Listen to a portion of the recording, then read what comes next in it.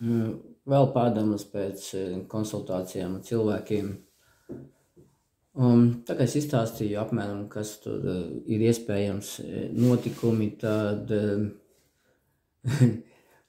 cilvēks atsakās darīt. Es saku, nē, es labāk dzīvošu tā, kā es dzīvošu, bet es baidos ieraudzīt to, kas man ir.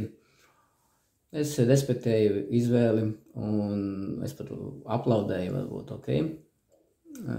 Tā izvēle ir jūsu ziņā, un variet tādā veidā dzīvot, un variet dzīvot bailēs, dusmās, aizvainojumām, vēl tur visās negatīvās emocijās. Tā ir jūsu izvēle.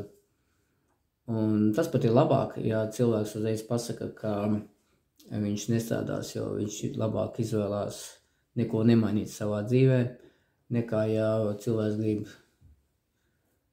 mānīt sevi, teikt, es te strādāšu, un tā kā nonākam seansā, sākam kaut ko darīt, tad cilvēks tad saka, nē, es nedarīšu to, es nedarīšu šito. Es tur nerunāšu ar to cilvēku, es ar viņu negribu runāt, negribu, lai mana zemapziņa noslēdz mieru un negribu viņu atlaist. Es viņu turpināšu nīst, es turpināšu visu ko, bet es to nedarīšu.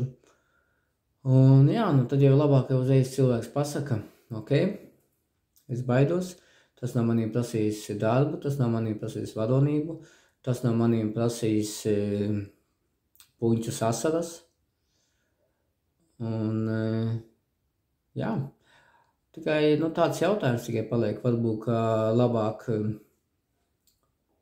pusstundu paraudāt un tikt vaļā no kaut kāda enerģijas lādiņa pret kādu cilvēku seansa laikā, vai pēc tam dzīvot visu mūžu un dzīvot ik pēc dienas pa 5 minūtēm. Protams, ka izvēlē kāda cilvēka ziņā, un ne jau visi cilvēki grib dzīvot priekā un laimē, tas arī ir jāsaprot, jo daudzi grib ciest. Daudzi cilvēki grib ciest, daudzi cilvēki grib būt, lai viņus kāds pievērš viņam uzmanību. Tā kā pie ārstiem puse no pacientiem, kas tur nāk, viņiem vienkārši nav mājās ar ko runāt. Viņi ir pie ārsta, vismaz kāds viņus uzklausā, un iedomājieties, ja tādam cilvēkam pēkšņi viņš saprot, ka viņš ir vesels. Ko viņš darīs? Ko cilvēks vecs pensionārs mājās darīs 4 dienās? Viņam vairs nebūs iemesli pie ārsta, ka viņam būs kaut kas jāmaina savā dzīvē, un tā ir ļoti saprotama, normāla cilvēciskā reakcija, jo to sauc par otrreizējo izdevīgumu, ka mēs bieži vien pat negribam labāku dzīvi, jo tas nav mums prasīs citas īpašības, tas nav mums prasīs būt savādākiem, mainīties.